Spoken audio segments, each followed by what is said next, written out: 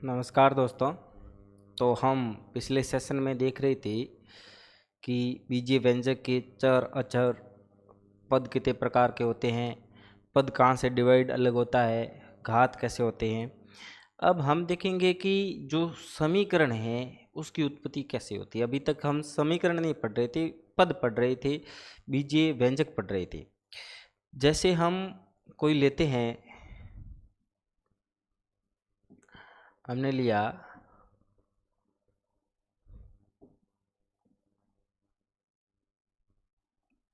2x² plus 3x plus 4, मैंने कोई लिख दिया। ये कोई बीजीय व्यंजक है। अभी तक ये समीकरण के रूप में परिवर्तित नहीं हुआ है। बीजीय व्यंजक व समीकरण में अंतर कितना है, सिर्फ इतना सही है, ये बीजीय व्यंजक है। और अब यदि मैं बराबर करके यदि 0 लगा दूं तो ये आपके क्या बन गया, समीकरण बन गया। अब ये आपके समीकरण हो गया। यानी मैं किसी बीजीय व्यंजक की बराबर में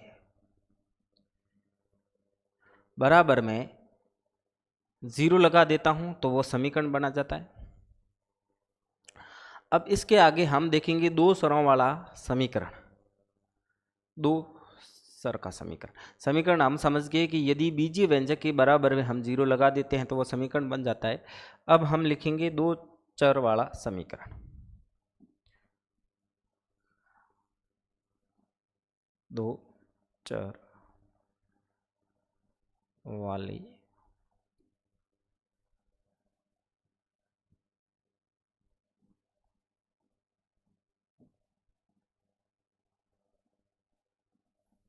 दो चर वाले समीकरण। अब इसमें क्या होता है कि दो चर का मतलब कोई भी दो चर लेने, जैसे मैंने लिख दिया x और y लेना है, या a या b लेना है, या कोई भी p व q लेना है। कुछ भी दो चर होने चाहिए और उसकी ये निश्चितता नहीं है कि मैं x और y लूँ, x और z ले सकते हो, x और a ले सकते हो, लेकिन शर्त यह है कि दो चर होने चाहिए। और दो चर वाले समीकरण, अब देखो, दो चर में हम बहुत सारे समीकरण बनेंगे। रेखिक बनेगा, रेखिक का मतलब घात एक होनी चाहिए, द्विघात बन सकता है, त्रिघात बन सकता है, चार घात बन सकता है। लेकिन हमारे सिलेबस में कौन सा है वाले रेखिक समीकरण, रेखिक समीकरण। और रेखिक समीकरण का मतलब ये होता है कि घात क्या होनी चाहिए, एक। घात कितनी, एक। चर दो लेने हैं और घात एक लेनी है, वो आपके दो चर वाला रेखिक समीकरण हो जाएगा। जैसे मैंने लिखा 3x प्लस 2y, ठीक है, बराबर 0। बीजीय व्यंजक के बराबर में 0 लिखा तब वह समीकरण बना। इसमें दो चर है, x और y है, और घात एक है, इसीलिए ये रेखिक हो गया। रेखिक का मतलब घात एक चर दो, बात समझ में आ गई, ठीक है। अब इसका मानक रूप होता है। मानक रूप किस प्रकार लिखेंगे, इसका मानक रूप होगा ax plus by plus c बराबर 0। ये इसका मानक रूप है। इस मानक रूप का मतलब ये हुआ कि x और y के साथ कुछ न कुछ होना चाहिए। यानी इसकी शर्त एक है, a और b नॉट इजिकल टू 0, यानी 0 नहीं होना चाहिए। x और y का जो भी गुणांक है, या अपन p व q, जहाँ यह a और b है, ये कोई ना कोई डिजिट है, ये चर नहीं है, अचर पद लेना है। लेकिन ये एक मानक रूप में लिखने जा रहे हैं कि a व b कोई ना कोई अंक है, यानी a और b के बराबर क्या नहीं होना चाहिए, 0 नहीं होना चाहिए, यानी ax प्लस बी वाई बराबर 0। ये आपके मानक रूप हो गया।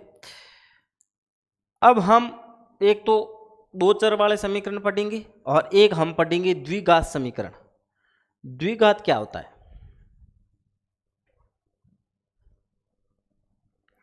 द्विघात वाले समीकरण।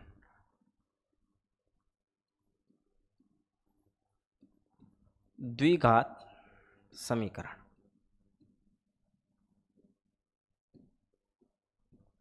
द्विघात समीकरण। अब देखो, पहले हमने पढ़ा था रेखिक समीकरण। रेखिक समीकरण का अर्थ होता है कि घात एक होनी चाहिए, और उसमें साथ में ये भी लिखा हुआ था कि दो चर वाले। द्विघात समीकरण भी एक चर, दो चर, तीन चर का बन सकता है, लेकिन हमारे सिलेबस में एक चर का है।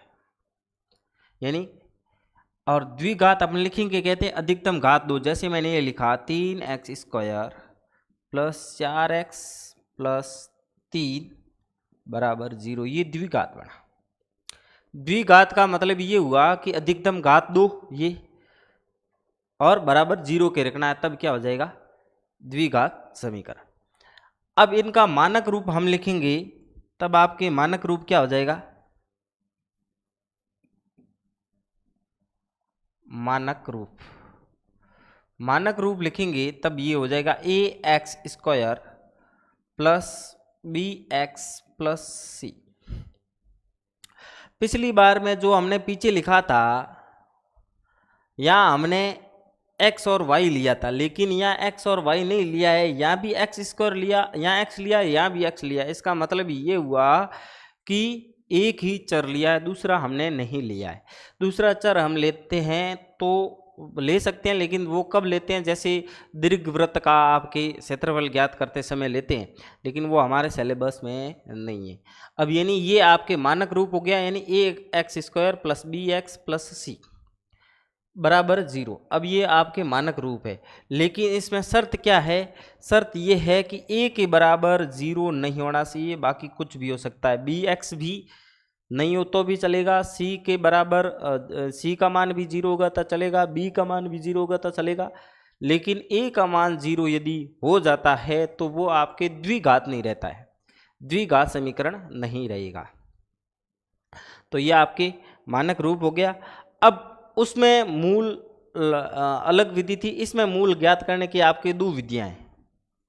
मूल ज्ञात करने की इसमें दो विधियां हैं। मूल मतलब इसका जैसे आपके x, वहाँ x और y दोनों का मान ज्ञात करना था, और इसमें x का मान ज्ञात करना है, तो आपके इसकी दो विधियां। एक पहली विधि आपके आ जाएगी गुणनखंड विधि, गुणनखंड विधि। दूसरी आपके आ जाएगी श्रीधराचार्य, श्रीधराचार्य सूत्र। अब ये हम गुणनखंड यानी उसके टुकड़े करने और कुछ सर्वसमीकाएं उसकी सहायता से देखेंगे, और श्रीधराचार्य एक सूत्र होता है, उसकी सहायता से हम ज्ञात करना सीखेंगे। अब हम अगला देखते हैं, जैसे कोई बहुपद की घात करना ज्ञात करना सीखेंगे। बहुपद की घात, बहुपद की घात,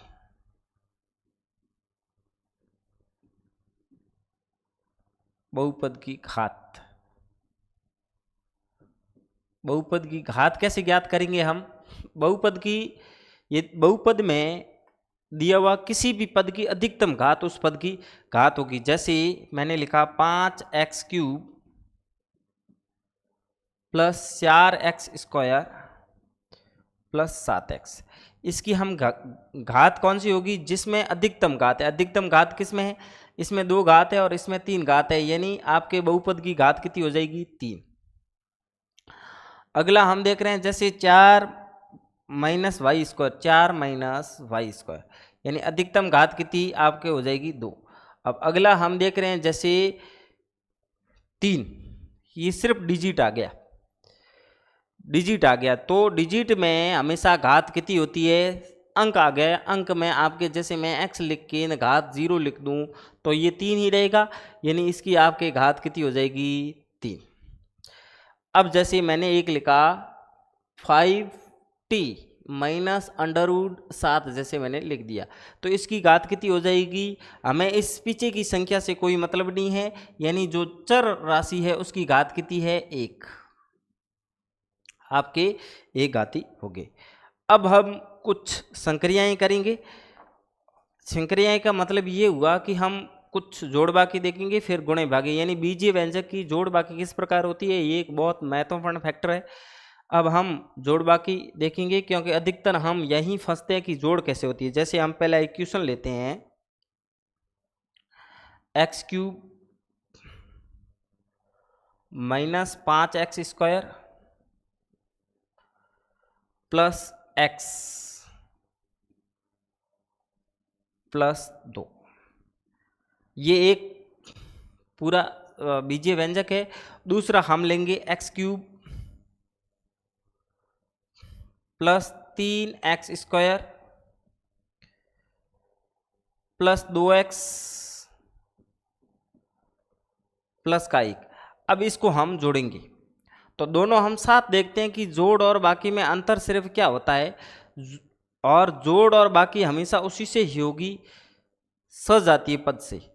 पिछले वीडियो में हमने देखा था कि सजातीय पद क्या होता है, वह पद जिसमें चर पद समान हो तथा उसकी घात भी समान हो। जैसे यहाँ यदि x है तो x से जुड़ेगा, लेकिन समान x की घात वाले से जुड़ेगा। यानी x की घात 3 है तो सामने जुड़ने वाला भी x की घात 3 होनी चाहिए, या घटाने वाला भी x की घात 3 होनी चाहिए। x की घात 2 है तो सामने जुड़ने व घटाने वाली भी x की घात 2 होनी चाहिए। x है तो सिंगल x से जुड़ेगा, और डिजिट यानी अंक कोई है वो अंक से ही जुड़ेगा या घटेगा। ये बिल्कुल ध्यान रखना है, ऐसे नहीं ऐसे यहाँ x है क्यूब है, यहाँ x और से जोड़ रहे हो तो वो बिल्कुल आपके गलत हो जाएगा। तो हम जोड़ेंगे। अब देखो कहीं से भी जोड़ो, आगे से जोड़ो पीछे से जोड़ो, कोई फर्क नहीं पड़ता है। घटाना तथा जोड़ना में थोड़ा सा अंतर है, पहले हम जोड़ना सीखेंगे। यानी जोड़ने में कुछ भी नहीं करना, जोड़ना यहाँ एक्स क्यूब है और यहाँ एक्स क्यूब है, एक्स क्यूब एक और दूसरा एक्स क्यूब कितने हो गए, 2x क्यूब। बस यही ध्यान रखना है, ये एक डिजिट है। एक्स क्यूब अपने आप में एक कोई जैसे संख्या मान लो, या मतलब अपने आप में कोई वस्तु मान लो, यानी इसके जैसी ये एक और दूसरी एक, 2x क्यूब हो गया। दूसरा अब देखो यहाँ प्लस माइनस हम नहीं लगाएंगे, यहाँ x² और यहाँ x², या x² हमने लिख दिया, यानी x² और x² लिख दिया। अब वापस जोड़ने पर भी वही उसी घात की ही प्राप्त होनी चाहिए। अब देखो ये -5 है और ये +3 है। इतना तो अपन को आता है कि -5 बड़ा है और +3 छोटा है, तो यहाँ क्या आपके हो जाएगी -2। बात समझ में आ गई। यानी आपके एक्स क्यूब से एक्स क्यूब जुड़ा 2 हो गया, एक्स क्यूब और एक। यहाँ देखो x² है और x² में जोड़ना है तो हमने x² लिख दिया। अब -5 और ये +3 तो कितने हो जाएंगे -2। अगला x है तो मैंने ये x लिख दिया, पहले से सिंबल हम नहीं लगाएंगे। ये 1x है और ये 2x है, दोनों में क्या है प्लस के निशान है, तब ये क्या हो जाएगा +3। ये बिल्कुल ध्यान रखना है। यहाँ आप कहोगे घट रहा है नहीं, हम सिंबल वाली संख्याओं को जोड़ रहे हैं, घटाने में अगली बार देखेंगे। ठीक है 3x और 1 और 2 और 1 3, ये डायरेक्ट जुड़ गया, इसमें कोई बड़ी वैदिक विधि नहीं है। अब हम इसमें क्या करेंगे, आपके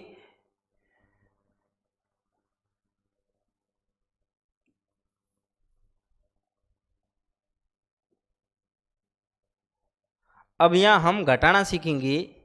घटाने पर हम क्या करेंगे, जैसे हम लिखा अलग x³ -5x² plus x plus के 2, x³ plus 3x² plus 2x plus का 1। अब ध्यान ये देना है, इसमें हम घटाने जा रहे, जोड़ में हमने कोई सिंबल चेंज नहीं किए थे, डायरेक्ट ही जोड़ा था। लेकिन घटाते समय ये ध्यान रखना है कि नीचे के जो सिंबल है वो चेंज होता है। यानी प्लस है वो माइनस हो जाएगा, माइनस है वो प्लस हो जाएगा। यहाँ की ये क्या है, कोई सिंबल नहीं दिया हुआ था, इसका मतलब ये हुआ आपके माइनस, प्लस है और ये हो जाएगा माइनस, ध्यान रखना प्लस है। और यहाँ भी प्लस है तो ये भी क्या हो जाएगा माइनस।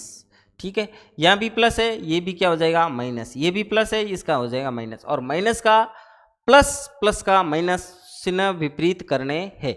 ठीक है, अब हम क्या करेंगे, इसको जोड़ेंगे, बस इतना ही करना है। घटाने में पहले क्या कर देंगे, सिंबल चेंज कर देंगे, फिर हमको जोड़ना है। अब ये क्या है, माइनस का x³ है। अब ये प्लस का x³ नहीं है, माइनस का, ये माइनस का 1 और ये प्लस का, मतलब कटे जाएंगे। यदि कोई संख्या जैसे 3 दी हुई है, एक 3 प्लस की है और दूसरी 3 माइनस की है तो 0 ही होगा, तो मैंने 0 लिख दिया, बस ये 0। ठीक, अब देखो यहाँ भी माइनस की और यहाँ भी माइनस की, माइनस माइनस जुड़ेगा तो सही, लेकिन सिंबल किसका रहेगा, माइनस का। 5 और 3 8x², बस ये हो गया। अब ये प्लस का है और ये माइनस का है।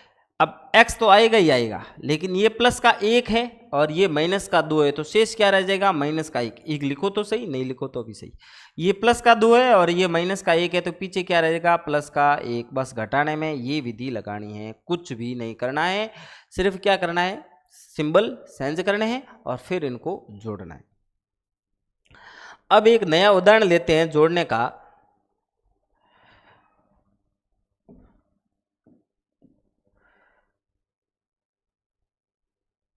(5a²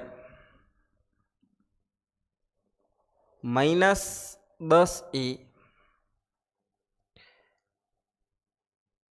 minus 2। अभी ये एक संख्या थी, दूसरी है, इसमें जोड़ना है a² प्लस 2a प्लस 1। अब तीसरी संख्या और भी जोड़ सकते हैं, इसमें कहा 6 माइनस a। अब देखो 6 माइनस 9, 6a। अब देखो a² अगले में पद नहीं है, मुझे उन्होंने दिया 6a प्लस की 9, बस ये जोड़ना है। अब घटाने में हम सिंबल चेंज कर रहे थे, लेकिन जोड़ने में नहीं कर रहे थे, तो कैसे करेंगे, अब ये जोड़ेंगे तब आपके क्या जोड़ेगा, ये a² और a² ही लिखेंगे, आएगा। ये 5 है और यहाँ 1 है, यहाँ कुछ है नहीं है, 0 है। 5 और 1 कितने हो जाएंगे, 6। अब अगला हम देखेंगे, यहाँ a लिखा हुआ सभी जगह a आएगा, ये सभी जगह a आएगा। यहाँ माइनस के 10 है, यहाँ प्लस के 2 है और यहाँ भी प्लस के 6 है, तो 6 और 2 8, फिर भी माइनस के 10 ज़्यादा है, यानी यहाँ क्या आ जाएगा, माइनस का 2। बिल्कुल ध्यान यही रखना है। अब आगे क्या देखेंगे, यहाँ माइनस का 2 है, यहाँ 1 है, यहाँ प्लस का 9, यहाँ प्लस का 1 10 और ये हो जाएंगे प्लस की 8। बिल्कुल इसी तरह से। अब चाहे 4 बीजीय व्यंजक आ जाए, 3 आ जाए, 2 आ जाए, 1 आ जाए, कोई फर्क नहीं पड़ता है। ध्यान रखना है उसी जो सजातीय पद है उसको जोड़ना है और लिखना है। यदि किसी बीजीय व्यंजक में सजातीय पद नहीं है तो उसको 0 मानते हुए चलना और ये जोड़ देना है। अब एक और हम जोड़ लेंगे जिससे हम आपको अच्छी तरीके से समझ में आ जाए। जैसे x⁴ plus 3x³ plus 2x plus की 6। अब अगले में हम देखेंगे x⁴ minus 3x² minus 3x² plus की 6x प्लस की 2। अब देखो इसको हमें जोड़ना है, जोड़ना व घटाना दोनों देखेंगे हम। तो हम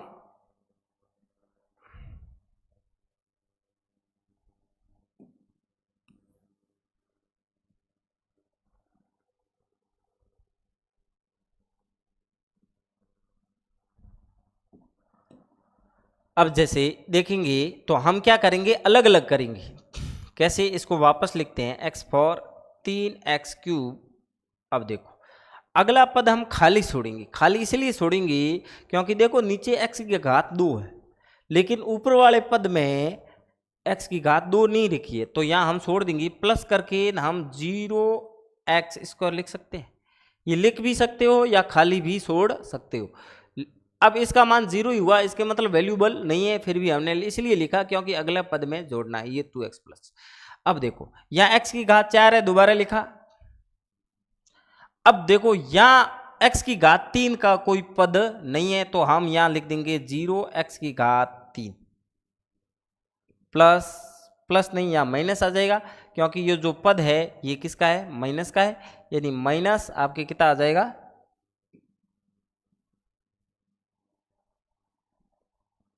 3x² प्लस के अब 6x प्लस की 2। अब हमारे जो ऊपर पद है और नीचे पद है उसकी 6 जातीय पद बन गए हैं। यानी अब देखो x⁴ और x⁴ यानी x⁴ हो गया, लेकिन प्लस का 1 यानी ये क्या हो जाएगा, प्लस की 2। अब हम x⁴ 3, यहाँ 3 है और यहाँ 0 है, तो जोड़ने पर कितने हो जाएंगे, प्लस के 3। अब यहाँ है माइनस, यहाँ माइनस है, एक्स स्क्वायर आ गया। अब यहाँ 0 है, यहाँ माइनस के 3 है, 0 में से 3 गए, पीछे रहे माइनस के 3, और यहाँ एक्स जोड़ेंगे प्लस एक्स, एक्स लिख दिया, 6 और 2 कितने हो जाएंगे 8, और यहाँ हो जाएंगे 6 और 2 8। बस ये इस प्रकार आपके जुड़ गया। अब हम घटाना सीखेंगे। घटाने में क्या करेंगे, घटाने में हम समझते हैं इसमें वापस, अब ये हम हटा के वापस इसको घटाएंगे। घटाने में हम क्या करेंगे, सिंबल चेंज कर देंगे। अब हम क्या करें, घटा रहे, ये प्लस है तो ये हो जाएगा माइनस, ये प्लस है तो माइनस, ये माइनस है तो प्लस, ये प्लस है तो माइनस, और ये प्लस है तो माइनस। घटाने में सिंबल उल्टे करने हैं, फिर जोड़ना है। यानी अब देखो ये प्लस का है और ये माइनस का है, तब ये आपस में कट गया। अब ये एक्स क्यूब तो आएगा, लेकिन 3 में से 0 गया, 3 में से 0 गया तो प्लस की 3 ही रहेगा। अब ये आपके माइनस का था, प्लस का हो गया, लेकिन यह एक्स स्क्वायर हम लिख दें, 0 में से 3 जुड़ेंगे क्योंकि ये सिंबल चेंज हो गया, तब यहाँ क्या हो जाएगा, प्लस के 3 एक्स स्क्वायर। अब देखो यहाँ माइनस के 6 है, यहाँ प्लस के 2 है, एक्स आएगा लेकिन किसका आएगा, माइनस का, माइनस के कितने आ जाएंगे 4। अब ये भी माइनस का है, 2 है और प्लस का 6 है, तो पीछे प्लस के कितने बच जाएंगे 4। इस प्रकार ये आपके क्या हुआ, घटाना हुआ। अब हम कुछ जोड़ व बाकी हमने सीख ली थी, गुणा व भाग सीखेंगे, लेकिन उससे पहले हम कुछ और जो कोटि ज्ञात करना है या कोई मानक रूप ज्ञात करना है। मानक रूप जैसे हमने पिछली बार देखा था कि जो उसका रेखिक जो समीकरण है उसका क्या होता है और द्विघात का क्या होता है। अब हम देखेंगे घात व कोटि। कोटि एक शब्द और आता है, उसका हम देखेंगे। जैसे कोई दिया हुआ है, कोटि क्या होती है, कोटि, कोटि होती है व्यंजक की, बीजीय व्यंजक की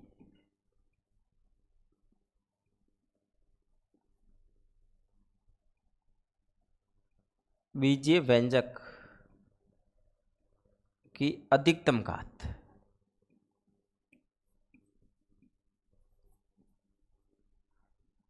अधिकतम घात,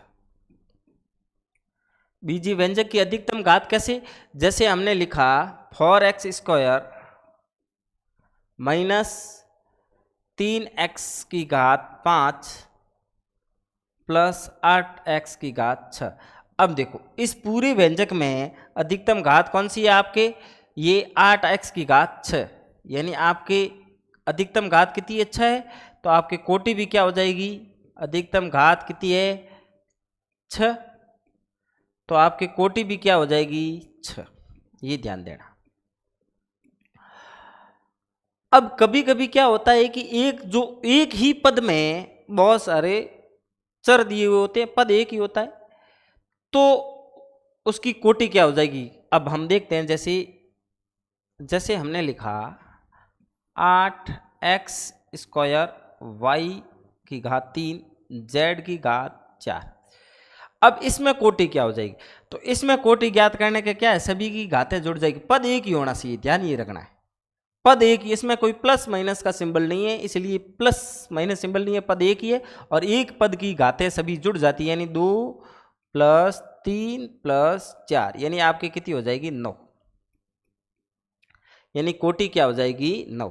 अब कोटि का एक प्रश्न पूछा जाता है, कोटि का एक प्रश्न पूछा, जैसे 9x की घात 5 y स्क्वायर z की घात r, इसकी कोटि 15 है, पहले दी हुई है, इसकी कोटि 15 दी हुई है पहले से, यानी क्वेश्चन पूछ रहा है 9x की घात 5 y की घात 2 z की घात r, इसकी कोटि 15 है, तो r की वैल्यू ज्ञात करो। कोटि हम जानते हैं क्या है, एक ही पद की घातें जोड़नी, यानी 5 प्लस 2 प्लस r बराबर 15।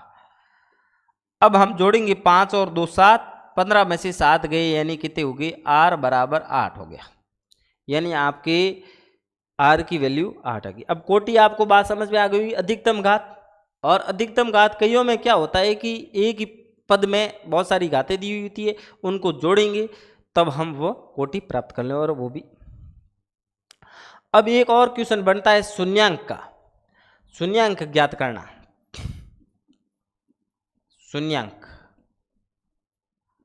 शून्यांक कैसे, जैसे अब कोई क्वेश्चन दिया हुआ 3x + 9, इसका शून्यांक ज्ञात करो। शून्यांक क्या होता है, दिए गए बीजीय व्यंजक में बहुपद में x की वैल्यू या मतलब जो भी दिया हुआ उसकी क्या मान रखें। जैसे इसमें x की क्या वैल्यू रखें ताकि इस सभी का मान, पूरे बहुपद का मान 0 हो जाए। शून्यांक का मतलब यही होता है, इसका मान क्या हो जाए, बराबर 0 हो जाए। तो कैसे ज्ञात करेंगे, आप बराबर 0 रख दो या डायरेक्टली देखो ये 9 है तो मैं इसको भी -9 कर दूं तो हो सकता है, यानी -3 का गुणा कर लूं। तो अब इससे हम ज्ञात भी कर लेते हैं, यानी 3x इधर जो प्लस का 9 है उधर गया तो किसका हो गया, -9, यानी x के बराबर फिर भाग दिया -9/3, तब बराबर कितना आ गया, -3। यानी x में की जगह मैं -3 रख दूं तो इस बहुपद का, इस बीजीय व्यंजक की जो मान आ जाएगा वो 0 आ जाएगा। और यही शून्यांक है। शून्यांक मतलब कहेगा इसका शून्यांक ज्ञात करो, मतलब इसका 0 कैसे करेंगे। 0 करने के लिए x की वैल्यू हम -3 रखेंगे तभी आ जाएगा। मतलब कोई भी पद दिया हुआ हो उसके बराबर हमें 0 लिख देना है। जैसे कि हमने लिखा 8x - 12, इसका शून्यांक ज्ञात करो। तो इनका शून्यांक कैसे ज्ञात करेंगे, बराबर में हमने क्या रख दिया, 0। 8x इधर माइनस के उधर जाते किसके हो जाएंगे, प्लस के 12, और x के बराबर क्या हो जाएंगे, 12 में 8 का भाग दिया, तब आपके क्या हो जाएगा, 4 से कटा 3 बार, 4 से कटा 2, 3/2, यानी x की वैल्यू हम 3/2 रखते हैं तो इस बहुपद का मान 0 हो जाता है। आज हमने घटाना भी सीखा, जोड़ना भी सीखा, समीकरण किसे कहते हैं ये भी सीखा, 2 चर के समीकरण और 1 चर के समीकरण, और हमने शून्यांक देखा और इससे पहले कोटि देखा। ठीक है, आज के इतना ही। अब अगले वीडियो में हम विधिवत जो यूनिट है वो स्टार्ट, इतने दोनों में जो वीडियो देखे उसमें आपकी जो बीजीय व्यंजक का बेसिक था। अब हम सबसे पहला टॉपिक जो आपके एलडीसी में है उसका गुणनखंड तथा बीजीय व्यंजकों का गुणनखंड सीखेंगे, जिसमें गुणनखंड किस किस प्रकार ज्ञात करते हैं वह सीखेंगे। उसके बाद नेक्स्ट